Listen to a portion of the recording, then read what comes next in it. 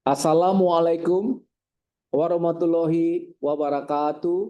Selamat pagi dan salam sejahtera bagi kita semua. Om Swastiastu, Namo Buddhaya, salam kebajikan. Rahayu. Syukur Alhamdulillah senantiasa kita panjatkan kepada Allah SWT atas nikmat kesehatan, kebahagiaan, dan damai sejahtera yang melingkupi kehidupan saudara dan saya, sehingga pada hari yang berbahagia ini, kita boleh diizinkan untuk menghadiri dan berpartisipasi dalam kegiatan regular text discussion yang kali ini mengangkat tema kupas tuntas penunjukan marketplace sebagai pemungut PPh pasal 22 berdasarkan Peraturan Menteri Keuangan nomor 37 tahun 2025. Dalam kesempatan yang berbahagia ini, izinkan saya menyapa yang terhormat jajaran Dewan Pengurus Nasional (DPN) Ikatan Akuntan Indonesia, Manajemen Eksekutif Ikatan Akuntan Indonesia, jajaran pengurus Kompartemen Akuntan Perpajakan Ikatan Akuntan Indonesia, baik yang di pusat maupun yang di wilayah. Para narasumber yang mengisi acara kita pada hari ini, Bapak Ilmiantio Himawan,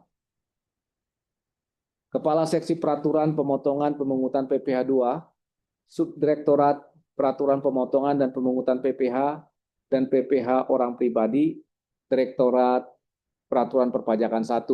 Selamat pagi, Pak Himawan.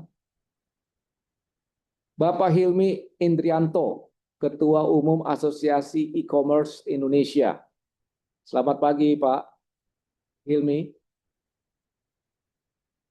Ibu Ratna Febrina, Partner SF Consulting, Member of Crow Indonesia, yang juga adalah pengurus dari KAPJI AI. Selamat pagi, Bu.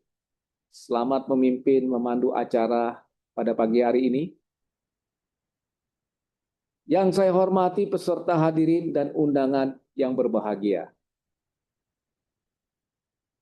Bapak, Ibu hadirin yang saya hormati, sejak kita mengalami krisis kesehatan COVID-19 di awal tahun 2020 hingga akhir tahun 2022, kita merasakan dan mengalami kehadiran teknologi informasi dan komunikasi dalam kehidupan keseharian.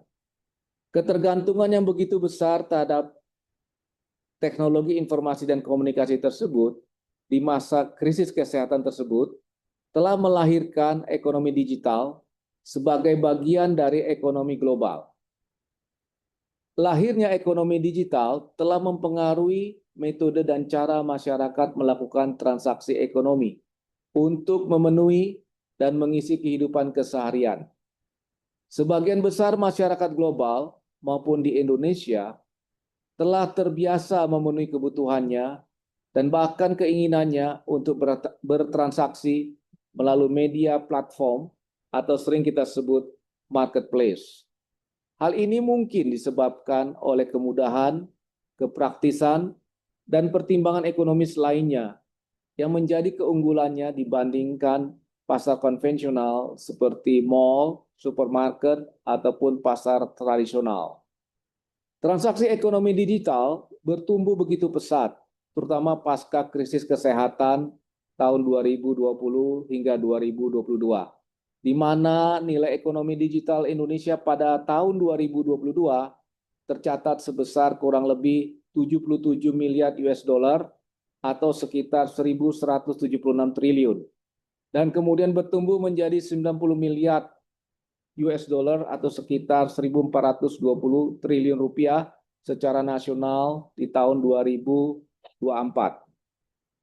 Pertumbuhan ekonomi digital ini memberikan dampak positif terhadap perekonomian nasional, dan oleh karena itu tata kelola transaksi ekonomi digital yang governance sangat diperlukan untuk keberlanjutan atau sustainability. Dari aspek perpajakan, potensi penerimaan pajak baik PPN maupun PPh diperkirakan sangat besar.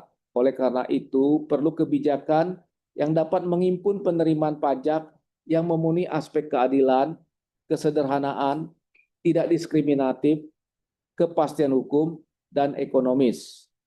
Pada tahun 2020, Peraturan Menteri Keuangan Nomor 48 garis miring PMK.03 garis miring tahun 2020 tentang tata cara penunjukan pemungutan dan penyetoran serta pelaporan pajak pertambahan nilai atas pemanfaatan barang kena pajak tidak berwujud dan atau jasa kena pajak dari luar daerah pabean di dalam daerah pabean melalui perdagangan melalui sistem elektronik dan kemudian dirubah terakhir menjadi Peraturan Menteri Keuangan Nomor 60 garis miring PMK.03 garis miring tahun 2022 tentang tata cara penunjukan pemungutan, penyetoran, dan pelaporan pajak pertambahan nilai atas pemanfaatan barang kena pajak tidak berwujud dan atau jasa kena pajak dari luar daerah pabean di dalam daerah pabean melalui perdagangan melalui sistem elektronik. Hal ini dimaksudkan untuk memberikan keadilan dan kesetaraan dalam memenuhi kewajiban pembayaran pajak bagi konsumen yang bertransaksi melalui penyelenggara PMSE lokal maupun asing.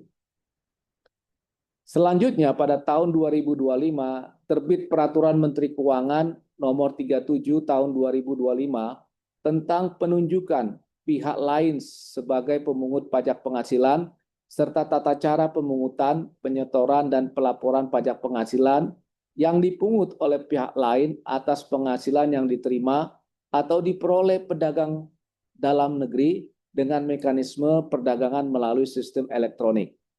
PMK ini dimaksudkan untuk memberikan perlakuan yang setara dalam pemenuhan kewajiban perpajakan bagi wajib pajak yang menjalankan usaha melalui marketplace maupun secara konvensional. PMK ini menunjukkan bahwa penunjukan penyelenggaraan marketplace atau lokal pasar sebagai pemungut PPh pasal 22 atau sering disebut sebagai withholding agent. Lebih lanjut, muatan pengaturan dalam PMK ini antara lain dapat dijelaskan sebagai berikut. Pertama, PMK ini menetapkan bahwa pihak lain, yaitu penyelenggara perdagangan melalui sistem elektronik atau PMSE atau marketplace dapat ditunjuk sebagai pemungut pajak penghasilan PPh pasal 22 atas penghasilan yang diterima atau diperoleh pedagang dalam negeri yang melakukan transaksi melalui sistem elektronik. Penunjukan ini dilakukan oleh Menteri Keuangan dan kewenangannya dilimpahkan kepada Direktur Jenderal Pajak. Yang kedua, marketplace yang ditunjuk sebagai pemungut pajak wajib melakukan pemungutan, penyetoran, dan pelaporan PPh pasal 22 sebesar 0,5% dari peredaran bruto, tidak termasuk PPN dan PPNBM, atas penghasilan pedagang yang bertransaksi melalui platformnya. PPh ini bersifat sebagai pembayaran pajak dalam tahun berjalan atau pelunasan PPh final tergantung pada status perpajakan pedagang yang bersangkutan. Yang ketiga, PMK ini juga mengatur kriteria dan kewajiban pedagang dalam negeri, termasuk kewajiban menyampaikan NPWP atau NIK, alamat korespondensi, surat pernyataan omset di bawah 500 juta bagi wajib pajak orang pribadi, dan surat keterangan bebas pemungutan atau SKB jika ada. Informasi ini wajib disampaikan kepada marketplace sebelum transaksi terjadi dan diperbarui secara berkala sesuai dengan kondisi aktualnya. Keempat, terdapat pengecualian pemungutan untuk jenis transaksi atau pedagang tertentu. Antara lain misalnya pedagang orang pribadi dengan peredaran usaha brutonya tidak lebih dari 500 juta rupiah dengan surat pernyataan. Kemudian yang kelima, dokumen tagihan atau invoice yang dibuat oleh marketplace dianggap setara dengan bukti pemungutan PPh pasal 22 dan wajib dicantumkan informasi transaksi secara lengkap. Jika terjadi pembatalan atau koreksi, maka marketplace juga harus membuat dokumen pembetulan. Yang berikutnya, yang keenam, marketplace wajib menyetor pajak yang dipungut dan menyampaikan laporan melalui SPT masa unifikasi. lengkap dengan lampiran-lampiran yang mencakup identitas pedagang, jumlah transaksi, nilai pajak, serta informasi pendukung lainnya.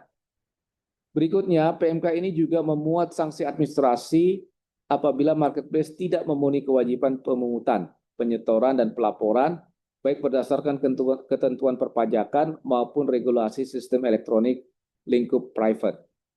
Terakhir, pada masa transisi diatur bahwa tahun pajak 2025, informasi dari pedagang harus disampaikan paling lambat 1 bulan sejak marketplace ditetapkan sebagai pemungut pajak. Bapak Ibu hadirin yang saya hormati, sebagai Ketua Kompartemen Akuntan Perpajakan Ikatan Akuntan Indonesia, dalam kesempatan berbahagia ini, saya ingin menginformasikan dan sekaligus mengundang Bapak dan Ibu peserta RTD, Regular Tax Discussion, untuk terus mengikuti acara webinar seminar perpajakan yang diselenggarakan oleh Kompartemen Akuntan Perpajakan Ikatan Akuntan Indonesia. Ada beberapa program kegiatan webinar seminar perpajakan yang rutin diselenggarakan oleh KAPJ IAI selain regular tax discussion, yaitu Tax Corner bekerjasama dengan IAI Wilayah dan IAI Tax Goes to Campus bekerjasama dengan perguruan tinggi di Indonesia seperti Universitas Indonesia dan Perbanas Institute. Bapak Ibu hadirin yang saya hormati, besar harapan saya, acara regular tax discussion hari ini memberikan pencerahan bagi kita semua, sehingga kita dapat memahami PMK nomor 37 tahun 2025 dengan baik dan dengan mudah dipahami. Sebelum saya mengakhiri sambutan ini, izinkan saya mengundang Bapak Ibu dan hadirin yang saya hormati untuk dapat mengunjungi channel YouTube saya, Prof. John Hutagaul, untuk mendapatkan materi saya pada hari ini dan tentunya materi-materi perpajakan lainnya yang berguna bagi Bapak dan Ibu sekalian. Dan jangan lupa untuk like and subscribe ya. Atas perhatian Bapak Ibu hadirin yang saya hormati, saya akhiri dengan ucapan terima kasih. Wassalamualaikum warahmatullahi wabarakatuh. Om Santi Santi Santi Om.